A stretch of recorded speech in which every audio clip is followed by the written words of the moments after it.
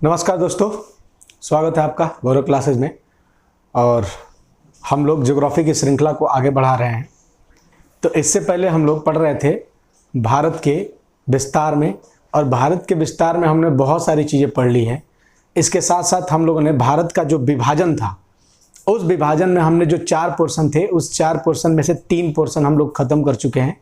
और जो आखिरी पोर्शन है, सबसे लास्ट वाला है, जो भारत का विभाजन, उसमें है चौथे नंबर का, वो है प्रायद्वीपीय पठार। ठीक है ना, जिसको हम कहते हैं पेनिनसुलर प्लेट्यू। ये दोनों को तोड़ के पहले मैं आपको समझा देता हूं, फिर आगे बढ़ता हूं। देखो, प्रायद्वीपीय पठार का मतलब होता है, अब इसे नॉर्मली अगर आपसे पूछ दिया जाए कि प्रायद्वीपीय पठार, तो आपके दिमाग में क्या आना चाहिए? आपके दिमाग में तो सबसे पहले ये चीज आना चाहिए कि प्रायद्वीप है, यानी पेनिनसुला है। मतलब क्या है? कोई ऐसी चीज है जो 3 तरफ से क्या है, जल से घिरा है। हमें कुछ नहीं पता है ये प्रायद्वीपीय पठार या क्या है, पर हमें इतना पता है कि प्रायद्वीप का मतलब होता है 3 तरफ से जल से घिरा। तो कोई ऐसी चीज है जो 3 तरफ से जल से घिरी है। प्लस प्लेट्यू है, यानी पठार है। इसका मतलब क्या है? इसका मतलब यह है कि उसकी जो ऊंचाई है, जो हाइट है, वो कैसी है? उसकी जो ऊंचाई है वो कितनी है? लगभग समुद्र तल से 600 मीटर ऊंचा है। ठीक है ना। ये पठार, प्लेट्यूब, ये सारी चीजें मैं आपको बता चुका हूं। अगर आप नए हैं तो स्टार्टिंग से वीडियो देखिए, फिर आपको अच्छे वे में समझ में आएगा। ठीक, तो प्रायद्वीपीय पठार का मतलब है भारत का वह हिस्सा जो 3 तरफ से जल से घिरा है और उसकी ऊंचाई 600 मीटर से ज्यादा है, उसी को हम बोलते हैं प्रायद्वीपीय पठार। और ये जनरली कहां पर पाया जाता है? तो आप जानते हैं, कर्क रेखा से नीचे। अगर हम इधर आपको एक और मैप बनाए भारत का, अगर हम ये छोटा सा मैप बनाए आपको, ठीक है ना, गंदा मैप है पता है, लेकिन फिर भी ये जो कर्क रेखा से नीचे वाला जो पोर्शन है भारत का, यानी ये जो नीचे वाला पोर्शन है, ये क्या है? ये है प्रायद्वीपीय पठार। ठीक है ना। और प्रायद्वीपीय पठार को हम दक्कन का पठार भी कहते हैं, ध्यान रखिएगा। इसको हम दक्षिण का पठार भी कहते हैं, या फिर इसको दक्षिण भारत भी कहते हैं, या फिर इसको प्रायद्वीपीय भारत भी कहते हैं। ठीक है ना। तो कुछ भी नाम आए, आप समझ जाइएगा कि बात किसकी हो रही है। तो इसी पर्टिकुलर पोर्शन की बात हो रही है, यानी दक्षिण भारत की बात हो रही है, ध्यान रखिएगा। ठीक है ना। तो प्रायद्वीपीय पठार के बारे में आपने जान लिया, ठीक है ना, कि क्या है। अच्छा, अब इसके आगे में कुछ और चीजें समझते हैं हम लोग। क्या क्या समझते हैं? तो इसकी चलिए कुछ विशेषता देखते हैं। क्या विशेषता है? चलिए आगे एक एक करके हम लोग देखते हैं।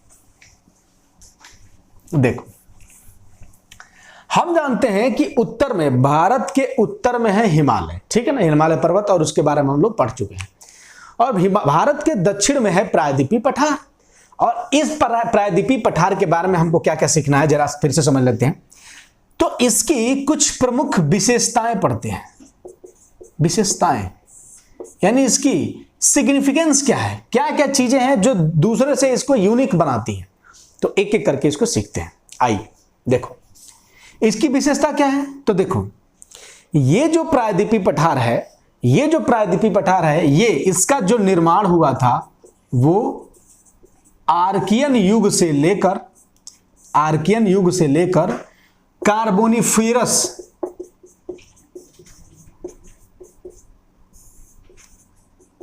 युग के बीच में हुआ था।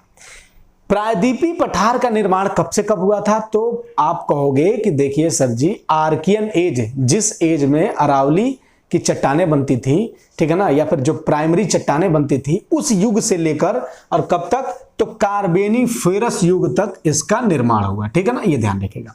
अच्छा, ये तो पहली खासियत होगी। दूसरा, इनमें जो चट्टानें पाई जाती हैं, इनमें जो चट्टानें पाई जाती हैं, अब चूंकि देखो, आर्कियन युग की चट्टानों की क्या खासियत है, वो किस प्रकार की चट्टानें होती हैं?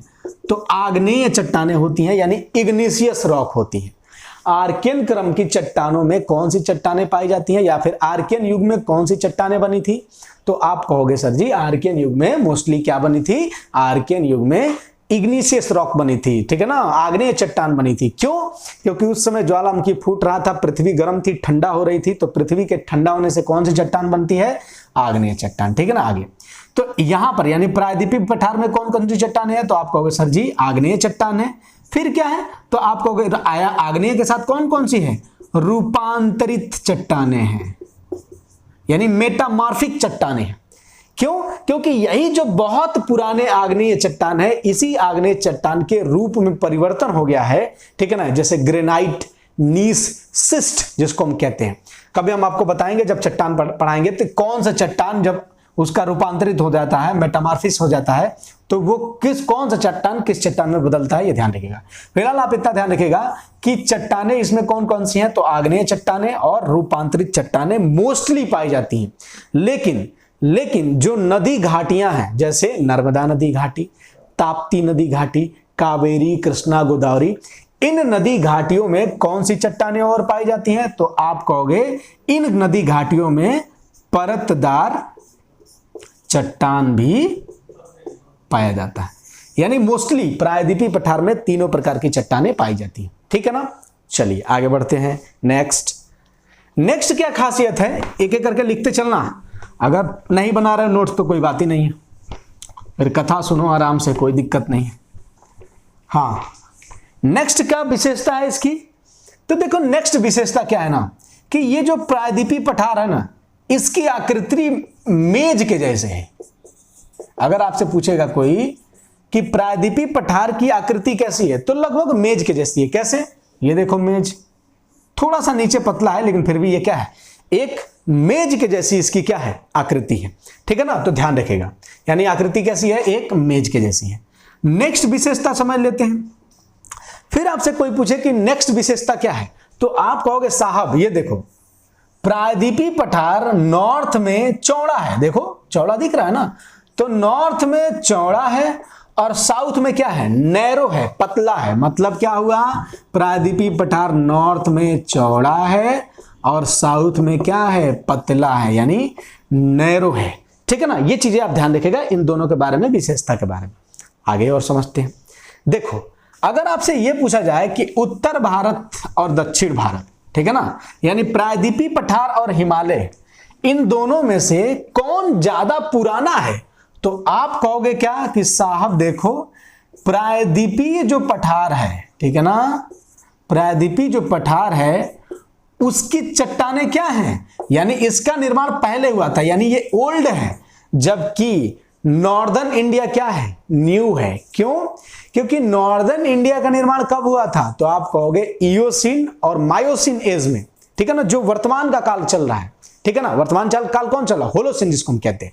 जबकि प्रायद्वीपीय पठार का निर्माण कब हुआ, तो आप कहोगे प्रायद्वीपीय पठार का निर्माण हुआ था आर्कियन युग में।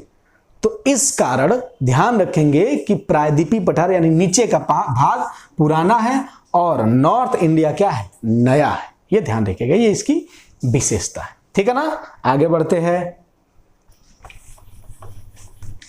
आगे और क्या चीजें आपको जाननी है, चलिए समझते हैं एक एक करके। देखो अब तीन चीजें ध्यान रखना है। आपसे कोई पूछे ना कि प्रायद्वीपीय पठार क्या है, बेसिकली एक पर्वत है या फिर क्या है, बेसिकली अब इसको एक एक करके समझते हैं हम लोग। प्रायद्वीपीय पठार के बारे में एक चीज और जानना है आपको, इसके ढाल के बारे में, स्लोप के बारे में। स्लोप क्या है, देखो इसके नॉर्थ का जो स्लोप है, उत्तर का जो स्लोप है वो उत्तर में है। नॉर्थ का स्लोप किस तरफ है, तो उत्तर की तरफ। अभी नहीं समझ में, हम समझाते हैं आपको। ईस्ट का स्लोप किस साइड है, तो आप कहोगे साहब ईस्ट का स्लोप किस साइड है, तो ईस्ट का स्लोप ईस्ट की तरफ है। और वेस्ट का स्लोप किस तरफ है, तो आप कहोगे वेस्ट का स्लोप वेस्ट की तरफ है। नहीं समझ में आया सर, चलिए आगे समझते हैं। देखो जैसे ये हमारा प्रायद्वीपीय पठार, तो इसका नॉर्दर्न हिस्सा है ना ये, तो इसका जो नॉर्दर्न हिस्सा है इसका ढलान उत्तर की तरफ है, उत्तर की तरफ। क्यों? इस कैसे पता चलता है, इससे इसलिए पता चलता है कि इधर से जो भी नदियां बहती हैं ये सब उत्तर की तरफ भागती हैं, ऐसे ऐसे, ठीक है ना। जैसे कौन कौन सी नदी है, तो आप कहोगे चंबल, केन, बेतवा, ठीक है ना, सोन, टूंस, ये सभी नदियां क्या करती हैं, प्रायद्वीपीय भारत से निकलकर उत्तर की तरफ बहने लगती है। इसलिए हम कहते हैं कि प्रायद्वीपीय भारत की नदी जो प्रायद्वीपीय भारत जो हमारा है, पेनिनसुलर इंडिया है, उसका स्लोप किस तरफ है, नॉर्थ की तरफ है। ये पूरा टोटल जो है ना कॉन्सेप्चुअल बेस्ड होने वाला है, तो ध्यान रखिएगा, ठीक है ना। उसके साथ साथ ईस्टर्न इंडिया यानी जो प्रायद्वीपीय भारत का जो ईस्ट वाला पोर्शन है, इसका स्लोप किस तरफ है, तो आप कहोगे इसका ईस्ट की तरफ है। पूछो कैसे? क्योंकि यहां से जितनी बहने वाली नदियां ये सब पूरब की तरफ बहती हैं, सब पूरब की तरफ, सब। तो इससे ये मिलता है, जैसे कौन कौन से एग्जाम्पल है, महानदी, गोदावरी, कृष्णा, कावेरी, पेन्नार, वैगई, ये सब नदियां किधर बहती हैं? सब के सब नदियां बहती हैं ईस्ट की तरफ। इसलिए हम कहते हैं कि प्रायद्वीपीय भारत के पूर्वी विभाग का जो स्लोप है वो पूरब की तरफ है। प्रायद्वीपीय भारत के वेस्ट भाग का स्लोप किधर है? वेस्ट मतलब यहां पर एक पर्वत है जिसका नाम है पश्चिमी घाट। क्या नाम है? पश्चिमी घाट। और इस पश्चिमी घाट के इधर से जो भी नदियां निकलती हैं वो इधर बहती हैं, इधर बहती, क्योंकि ये इसको क्रॉस नहीं कर पाती हैं और इनका स्लोप भी इधर ही है। तो इसलिए ये क्या है? ये यानी वेस्ट के हिस्से का जो स्लोप है वो वेस्ट की तरफ है, ये ध्यान रखिएगा, ठीक है ना। तो अब कोई पूछे दक्षिण, भाई साहब यहां पर है नीलगिरी पर्वत, तो इधर कोई नदी वदी मैक्सिमम है नहीं, इसलिए दक्षिण का आप मत ध्यान रखें, क्योंकि दोनों फिर से लास्ट में जाके मिल गए हैं, ठीक है ना। तो ये चीजें ध्यान रखिएगा। ये हमारे दक्षिण का और पूरे प्रायद्वीपीय भारत का जो है स्लोप हमने आपको बता दिया। फिर आगे चलते हैं। आज हम लोग बेसिकली विशेषताएं पढ़ेंगे और थोड़ी सी नोमेनक्लेचर करके फिर हम लोग इसको रख देंगे, फिर आगे एक एक करके हम लोग डिस्कस करेंगे। बेसिकली मैं ज्यादा आपको इसलिए नहीं पढ़ाता हूं क्योंकि जो चीजें आपको बताई जाए आप कोशिश करिए कि उतनी चीजें आपको क्या हो जाए, याद हो जाए, नहीं तो पता चले फिर कोई मतलब नहीं रह जाएगा, ठीक है ना, कि हमने आपको बहुत सारी चीजें बता दिया और आप वीडियो भी ना देखो, ना ही पढ़ो, और या फिर बस कलेक्शन करते जाओ, तो उसे कोई मतलब नहीं होने वाला, ठीक है ना। आप डेली का डेली जो चीजें आपको मिल रही हैं वो चीजें आप डेली का डेली तैयार करते जाओ। आगे क्या समझ सकते हैं, देखिए अब देखो, ये देखो, अब आपको क्या समझना है, इतनी चीजें तो आप जान गए, अब चीजें कुछ और समझते हैं। क्या समझते हैं? देखो, इधर डायरेक्ट एक पर्वत है जिसका नाम है पश्चिमी घाट। इस पश्चिमी घाट ऊंचा है और ऊंचे होने के कारण इसका स्लोप एक तरफ डाउन है। जैसे एग्जांपल के तौर पर ये देखो, ये क्या है, ये मान लो पश्चिमी घाट पर्वत है, ऐसे ये उसकी चोटियां हैं, ठीक है ना, एक साइड, ठीक। तो जरा इधर देखो स्लोप बन रहा है कि नहीं? बन रहा होगा, बिल्कुल। अब यहां से कोई नदी जो बह रही है वो डायरेक्ट गिरेगी, और इधर देखो इस साइड इसका स्लोप थोड़ा कम है, स्लोप है लेकिन स्लोप थोड़ा धीरे धीरे है, जबकि इसका स्लोप क्या है? डायरेक्ट है। तो इधर बहने वाली नदियों की स्पीड तेज होगी कि इधर? साइड से बात है, जिधर स्लोप ज्यादा होगा उसमें बहने वाली नदियों की स्पीड ज्यादा होगी। यानी जो पश्चिम की तरफ नदियां बहती हैं उनकी स्पीड ज्यादा होती है in the comparison of eastern reverse. जैसे अगर आपसे कोई क्वेश्चन पूछे कि गोदावरी, कृष्णा, कावेरी की स्पीड तेज है कि नर्मदा और ताप्ती की, तो आप कहोगे कि नर्मदा और ताप्ती की स्पीड तेज है, ठीक है ना, ध्यान रखिएगा।